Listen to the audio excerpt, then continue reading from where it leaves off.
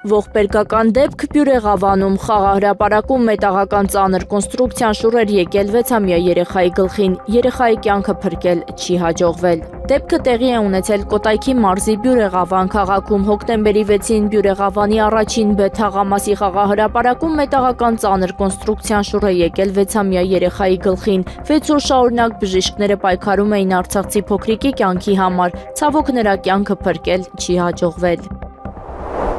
Այս գիշեր Հայաստանի ծանրամարտի հավաքականը վերադարձել է Հայաստան։ Նորվեգիայի Ֆյորդե քաղաքում տեղի ունեցած աշխարհի առաջնությունում օլիմպիական խաղերի փոխ-չեմպիոն Եվրոպայի կրկնակի չեմպիոն Վարազդատ Լալայանը դարձել է ծանրամարտի աշխարհի կրկնակի չեմպիոն։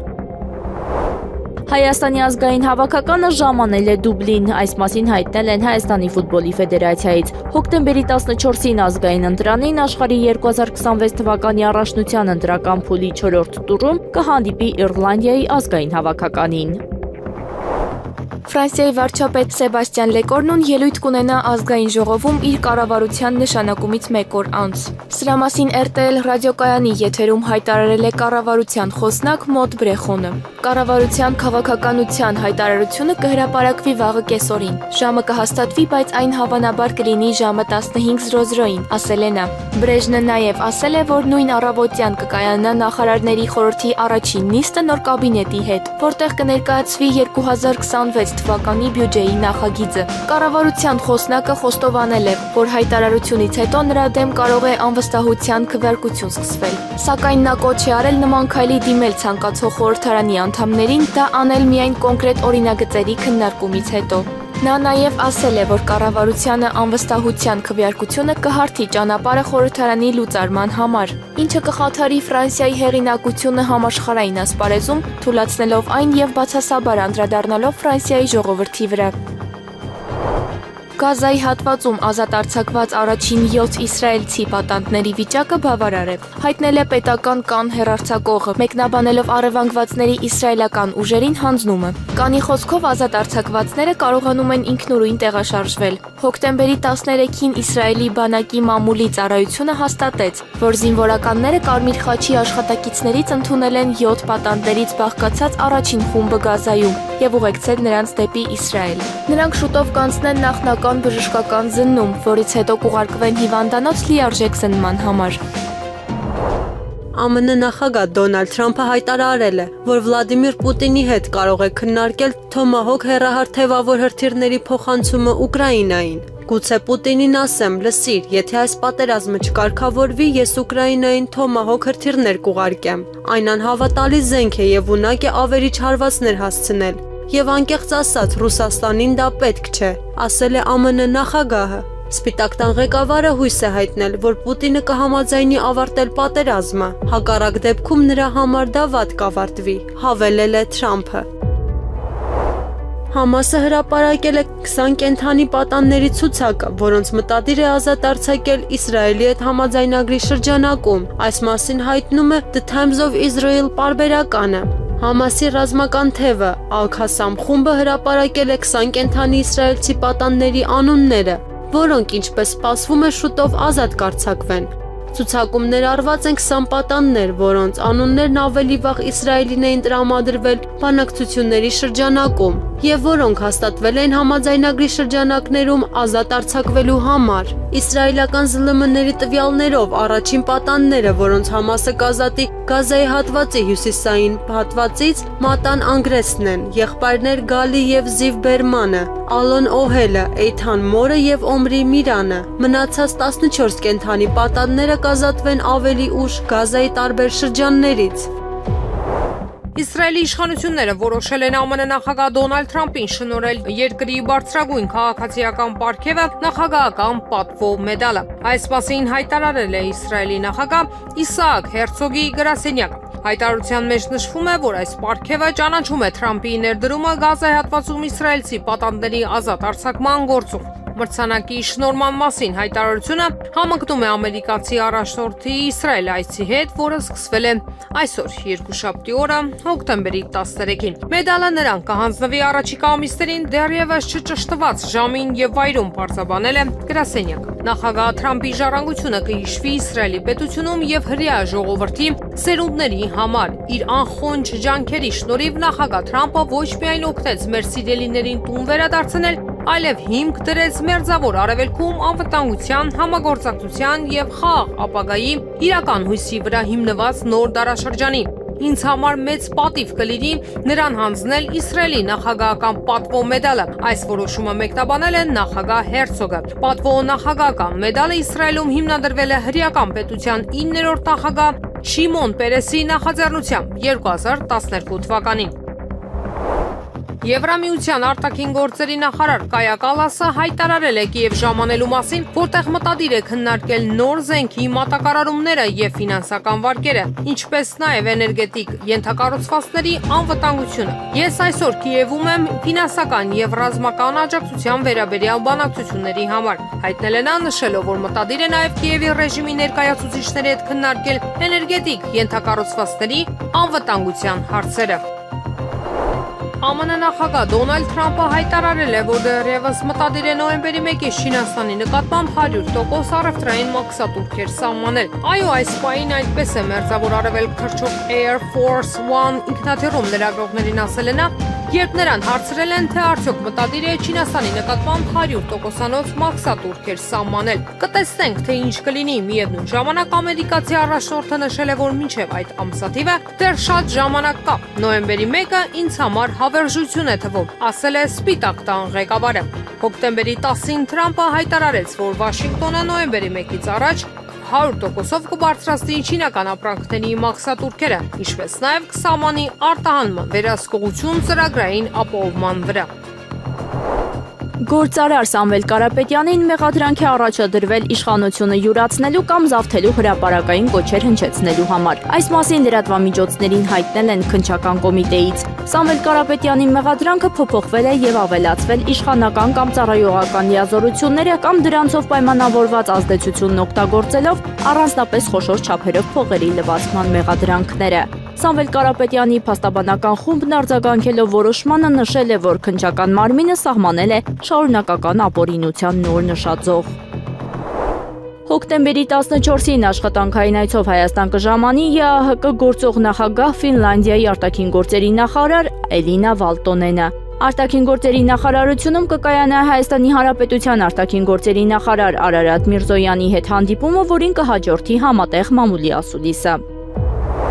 Ազգային ժողովի ֆինանսավարկային եւ բյուջետային հարցերի մշտական հանձնաժողովում ԿՊԱ-ական падգամավոր Արուսյակ Մանավազյանը ներկայացրել է ԿԲ խորհրդի անդամի իրենց թեկնածուին։ Համաձայն ազգային ժողովի կանոնակարգ սահմանադրական օրենքի 145-րդ հոդվածի Կենտրոնական բանկի խորհրդի անդամի պաշտոնում քաղաքացիական պայմանագիր խմբակցության կողմից առաջադրում Արմեն Մամիկոնի Քթոյանի թեկնածությունը, ասել է Մանավազյանը եւ ներկայացրել նրա կենսագրությունը։ Նշենք, որ Արմեն Քթոյանը ներկայում ՀՊՏՀ վիճակագրության ամբիոնի վարիչն է։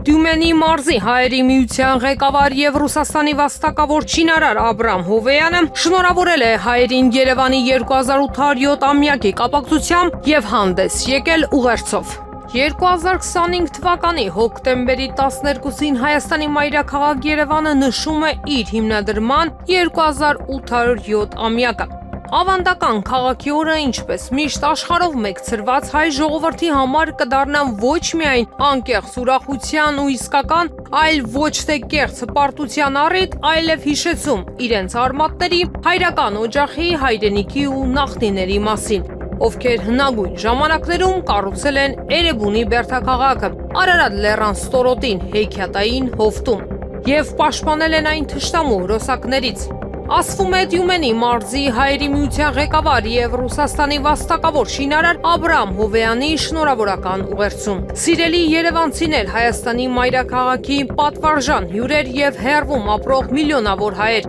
Սա մեր ընդհանուր տոնն է, ընդհանուր բոլորի համար, ովքեր սիրում են վարդագույն տուֆից կառուցված այս քաղաքը։ Բարեբախտաբար Երևանի հանդեպ սերը հասանելի է բոլորին, անկախ ազգությունից կամ հեռավորությունից, ինչպես նաև հնարավորությունը գալու Երևան, այցելելու ընտանիքին եւ ընկերներին, կառուցելու նոր տուն կամ վերականգնելու իրենց նախնիների տները։ Երևանը բաց է բոլոր երկրների քաղաքացիների համար, ովքեր խաղաղություն եւ բարեկեցություն են ցանկանում Հայաստանին։ Հաճելի է, որ Հայաստանի կառավարությունը հասկանում է, թե որքան կարևոր է հայության համար իրենց հայրենիք ու հայրենիք քաղաք ազատորեն այցելելու հնարավորությունը։ Երևանն այսօր ժամանակակից եւ զարմանահրաշ քաղաք է, հարուստ պատմությամբ, յուրահատուկ ճարտարապետությամբ եւ ջերմ հյուրընկալությամբ։ Այն շարունակում է ոգեշնչել եւ ուրախացնել մեզ ամեն օր։ Այստեղ է բաբախում հայության կյանքով լեցուն սիրտը։ Երևանը իր թանգարաններով եւ թատրոններով նաեւ մեր ավանդույթների ու պատմության պահապանն է։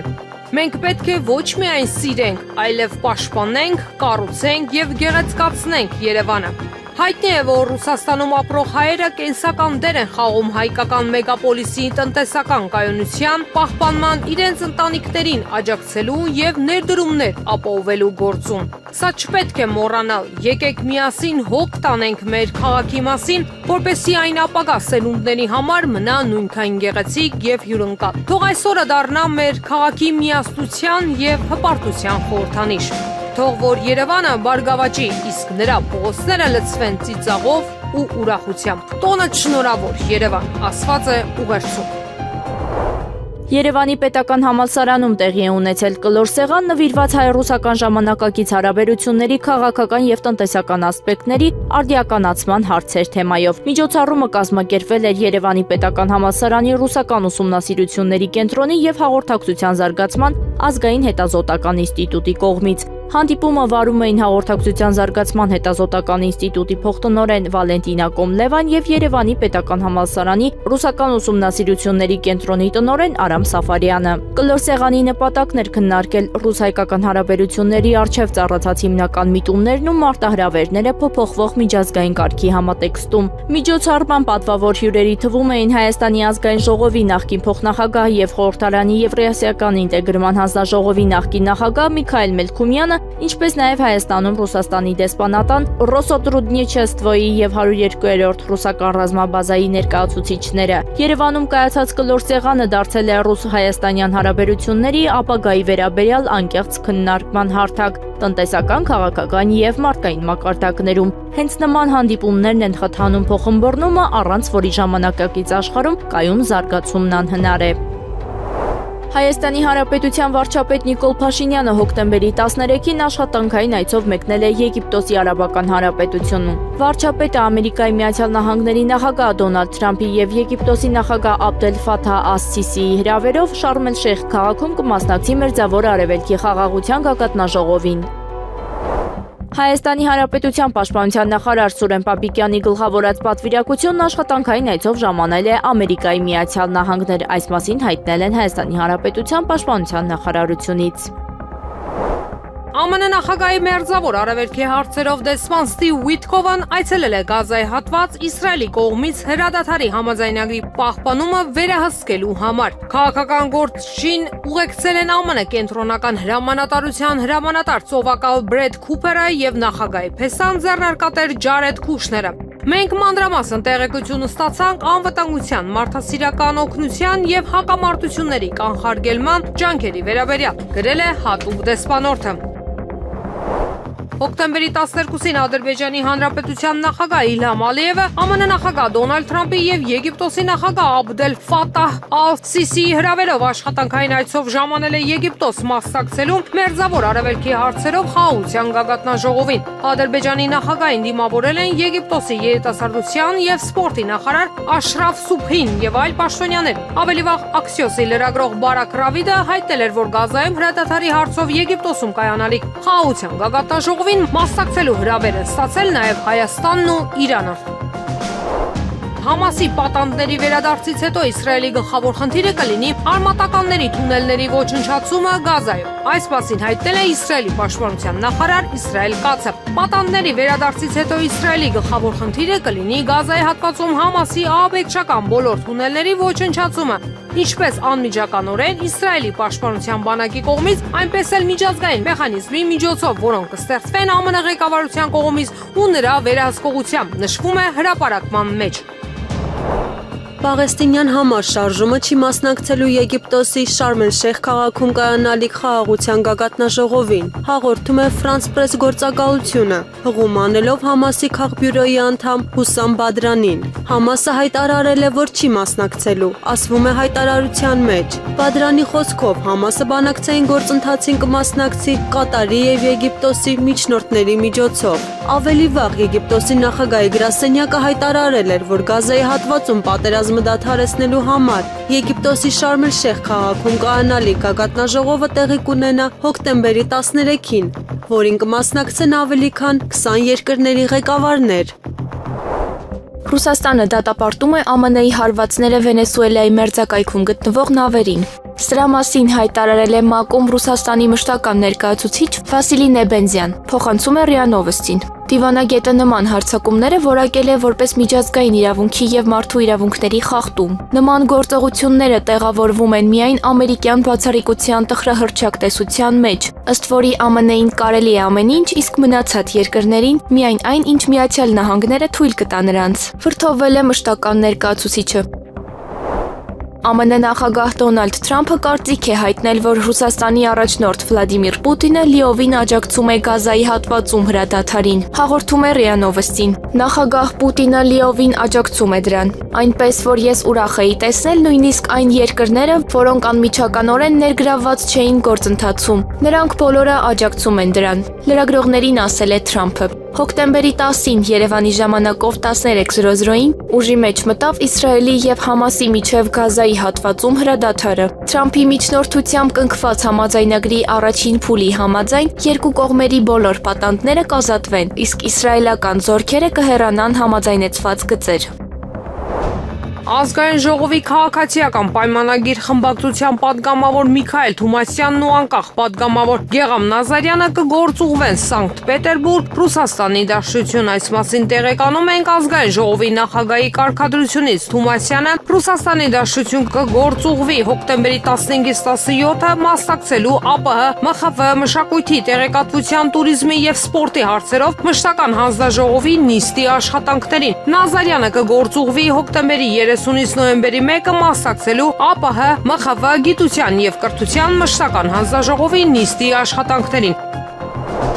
Աբովյանում հնչած կրակոցների գործով մեկ անձ ձերբակալվել է խուլիգանություն կատարելու համար։ Այս մասին Եվրամեդիա 24-ին փոխանցեցին Հայաստանի Հանրապետության քննչական կոմիտեից, անդրադառնալով գիշեր Աբովյանում հնչած կրակոցների դեպքի։ Ըստ քննչական կոմիտեի դեպքի արդիվ Հայաստանի Հանրապետության քննչական կոմիտեի Կոտայքի մարզային քննչական վարչությունում Հայաստանի Հանրապետության քրեական օրենսգրքի 44-155-րդ հոդվածի առաջին մասով սպանության փորձ, 167-րդ հոդվածի երկրորդ մասի 8-րդ կետով առողջությանը միջին ծանրության վնաս պատճառելը, 297-րդ հոդվածի երկրորդ մասի առաջին կետով և երրորդ մասով խուլիգանությունը և 335-րդ հոդվածի առաջին մասով հրազենին դրա հիմնական բաղկացուցիչ մասերի, ռազմամթերքի և այլ նյութերի, սարքերի առարկաների ապօրինի շրջանառությունը նախաձեռնվել է քրեական վարույթ։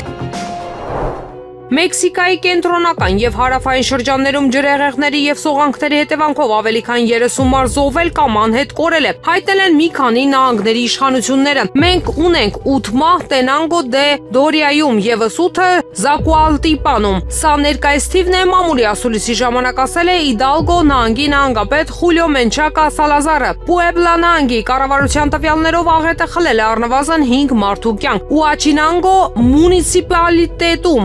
Անկից հետո 8 մարդ դեռևս անհետ կորած է համարվում, ինչը ենթադրում է, որ զոհերի թիվը կարող է աճել։ Վերակրուսի նահանգապետ Ռոսիո Նալենը հայտնել է, որ Կասոնես գետի ափերից դուրս գալուց հետո 2 մարդ զոհվել է, մի քանիսը անհետ կորել են։ Պոսա Ռիկա քաղաքի մեծ մասը ջրհեղեղի ենթարկելով։ Ֆրանսիայում այժմ ժողովրդավարության ճգնաժամ է, այս մասին նշել է Ռուսաստանի արտաքին գործերի նախարարության պաշտոնական ներկայացուցիչ Մարիա Զախարովան, երբ հայտի է դարձել վարչապետի պաշտոնում Սեբաստիան Լկորնյուի վերանշանակման մասին։ Ֆրանսիայում քաղաքական բռնաճնշումների ֆոնին հուսահատության այս գործողությունն ազդարարում է ժողովրդավարության տոտալ ճգնաժամի մասին, գրել է դիվանագետը։ Նա ընդգծել է հասարակ ֆրանսիացիների կարծիքը երկրում այժմ ոչ ոք հաշվի չի առնում։ ԱՄՆ-ն պատրաստ է Չինաստանի հետ առևտրային պատերազմի, եթե իրավիճակը պահանջի, դա այս մասին Fox News-ին տված հարցազրույցում հայտարարել է առևտրի ներկայացուցիչ Ջեյմիսոն Գրիրը։ Կտեսնենք անհրաժեշտ չէ, բայց մենք պատրաստ ենք դրան անհրաժեշտության դեպքում եւ մենք կարծում ենք, որ ամերիկացի ժողովուրդը պատրաստ է դրան։ Ասել է նա պատասխանելով համապատասխան հարցին ԱՄՆ նախագահ Դոնալդ Թրամփը հայտարարել է, որ Վաշինգտոնը նոյեմբերի 1-ից կամ ավելի շուտ չինական ապրանքների վրա կսահմանի 100% մաքսատուր, որը կգերազանցի Պեկինի ներկայիս վճարի մակարդակը։ Հայաստանի Հանրապետությունում Ռուսաստանի Դաշնության դեսպանատունը Երևանի բնակիչներին շնորհավորել է քաղաքի օրվա կապակցությամբ։ Վառ պատմական ժառանգությունն ու դինամիկ արդիականությունը ներդաշնակորեն համադրող Հայաստանի մայրաքաղաքին մաղթում ենք հետագա զարգացում եւ բարգավաճում, ասվում է հայտարարությունում։ Լրագրող Լիա Սարգսյանը Facebook-յան իր էջում գրում է. «Իշխանություն լրատվականին հայտում եմ, որ օրեր առաջ Հայաստան է տեղափոխվել Սանկտ Պետերբուրգի Հայաստանի հյուպատոսարանում առեղծվածային մահով մահացած Բորիս Ավագյանի դին։ Հուղարկավորությունը տեղի ունեցել հապճեպ աճյունը Հայաստան տեղափոխելուց հետո առնվազն 2 օր անց։ Նշենք, որ ողբերգությունից ժամեր առաջ Ավագյանը տեսանյութ էր ուղարկել իշխանությանը եւ հայտնելով, որ գտնվում է հյուպատոսարանում, խնդրում էր իրեն արտահանձնել Հայաստան։ Արդյոք Ավագյանի մահվան հանգամանքները բարձելու համար Հայաստանի իրավապահները համապատասխան դատաբժշկական փորձաքննություն են իրականացրել։ Պարզվում է նախկին պաշտոնյայի մահը Հայաստանի քննչական կոմիտեն որակել է ինքնասպանություն եւ քրեական վարույթ նախաձեռնել ինքնասպանության հասցնելու հոդվածով։ Մահվան դեպքի առթիվ նախաձեռնվել է քրեական վարույթ քրեական օրենսգրքի 162-րդ հոդվածի հատկանիշներով։ Ինքնասպանության հասցնելը ասաց մամուլի խոսակ Կիմա Ավդալյանը։ Նա նաեւ հայտնեց, որ նշանակվել է դիակի դատաբժշկական փորձաքննություն, որի պատասխանը թերևս սպասելի է որակելու ինքնասպանություն։ Հիշեցնենք, որ Ավագյանի պաշտպանը չի հավատում իր պաշտպանյալի ինքնասպանությանը։ Թրամփի վարչակազմը սկսել է դաշնային աշխատակիցներին նախկինում հայտարարված կրճատումները կառավարության շարունակվող փակման պատճառով։ Հայտարարել է Սպիտակ տան կառավարման եւ բյուջեի գրասենյակի տնօրեն Ռասել Վոութը։ Աշխատուժի կրճատումները սկսվել են, հայտնել է գրասենյակի տնօրենը։ Ավելի վաղ Wall Street Journal-ը հղում անելով իր աղբյուրներին հայտնել էր. Հանրապետական կուսակցության կոնգրեսականների մի խումբ զգուշացրել է նախատեսվող կրճատումների հետևանքով հանրապետականների վարկանիշի հնարավոր անկման մասին, անպաշտոնաբար խորհուրդ տալով չանցկացնել զանգվածային ազատումներ։ Իսրայելական կողմը ավարտել է իր զորքերի դուրսբերման առաջին փուլը Գազայի հատվածից։ Այս մասին հայտարարել է ԱՄՆ նախագահի հատուկ դեսպանորդ Սթիվեն Ուիթքոֆը։ Սա նշանավորվեց պաղեստինյան Համաս խմբավորման կողմից պահվող իսրայելցի պատանների ազատ արձակման համար սահմանված 72-ժամյա վերջնաժամկետի սկիզբը։ Հոկտեմբերի 10-ին Երևանյան ժամանակով ժամը 13:00-ին Գազայում հրադադարի մասին համաձայնագիրը պաշտոնապես ուժի մեջ է մտել, հայտարարել են Իսրայելի պաշտպանության ուժերը։ Իսրայելական զորքերը սկսել են դիրքեր զբաղեցնել թարմացված տեղակայման գծերի երկայնքով, հրադադարի մասին համաձայնագրի եւ պատանների վերադարձին նախապատրաստվելու համար։ Առաջին փուլի շրջանակներում Համասը ազատ կարձակի իսրայելցի պատաններին, իսկ Իսրայելը ազատ կարձակի իսրայելական բանտերում ազատազրկման դատապարտված 250 պաղեստինցիների։ 2023 թվականի հոկտեմբերից ի վեր Գազայում ձերբակալված 1700 պաղեստինցիները նույնպես կվերադարձվեն պաղեստինյան կողմին։ Անկլավում Իսրայելի կողմից ձերբակալված բոլոր պաղեստինցի կանայք եւ երեխաները նույնպես ազատ կարձակվեն։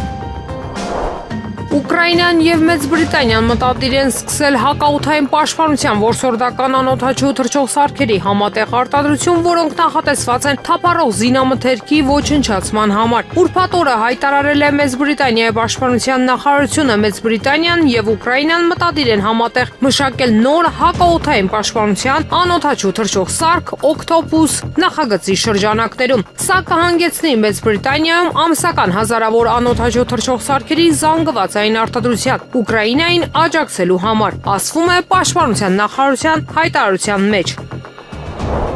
Ռուսաստանի նախագահ Վլադիմիր Պուտինը հայտարարել է, որ այս պահին մի շարք երկրներ ակտիվորեն պատրաստվում են միջուկային փորձարկումներ անցկացնել։ Նրա խոսքերը փոխանցում է ՏԱՍՍ-ը։ Պուտինը չի մանրամասնել, թե որ պետությունների մասին է խոսքը, սակայն ընդգծել է, որ նման գործողությունները կարող են սրել համաշխարհային անվտանգության իրավիճակը եւ խաթարել ռազմավարական կայունությունը։ Նախագահը հավելել է, որ Մոսկվան ուշադիր հետևում է միջազգային զարգացումներին եւ պատրաստ է ձեռնարկել անհրաժեշտ քայլեր պահպանելու միջուկային հավասարակշռությունը եւ կանխելու հնարավոր սպառնալիքները։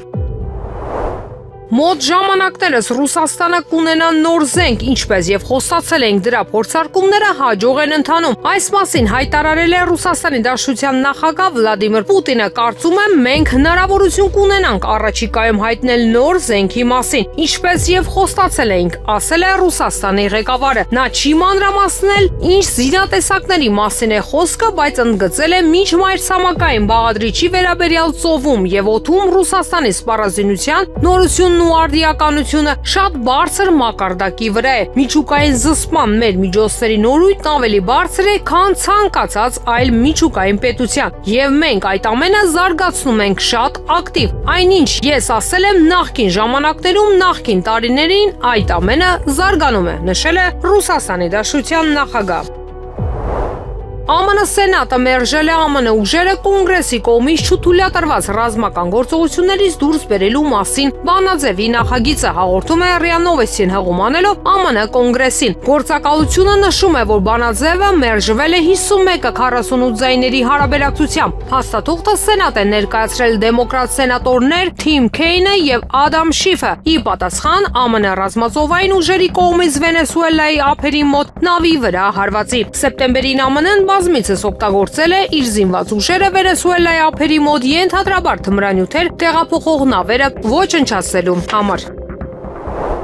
Ուկրաինայի նախագահ Վոլոդիմիր Զելենսկին հայտնել է, որ Կիևը ԱՄՆ-ին առաջարկել է մի շարք նոր պաշտպանական համաձայնագրեր, որոնք նրա խոսքով կարող են ուժեղացնել երկու երկրների համագործակցությունը եւ բարձրացնել երկխոսության մակարդակը։ Մենք առաջարկել ենք Ամերիկային մի քանի ուժեղ պաշտպանական համաձայնագրեր, որոնք կարող են ամրապնդել մեր երկու պետությունները եւ դարձնել մեր համագործակցությունը առավել բովանդակային։ Այս մասին հայտնել է Զելենսկին։ Նրա խոսքով ներկայումս պատրաստվում է ուկրաինական պատվիրակության այցը Վաշինգտոն, որի կազմում կլինեն վարչապետ Յուլիա Սվիրիդենկոն, նախագահի աշխատակազմի ղեկավար Անդրեյ Երմակը, ինչպես նաև Պաշտպանության եւ ազգային անվտանգության խորհրդի ներկայացուցիչներ։ Ավելի վաղ Զելենսկին հայտարարել էր, որ ռուսական բանակը հոկտեմբերի 10-ի գիշերը Ուկրաինայի ենթակառուցվածքի օբյեկտների վրա գործարկել է ավելի քան 450 ԱԹՍ եւ 30 հրթիռ եւ ընդգծել է, որ Կիևը սպասում է արևմուտքի խիստ արձագանքին։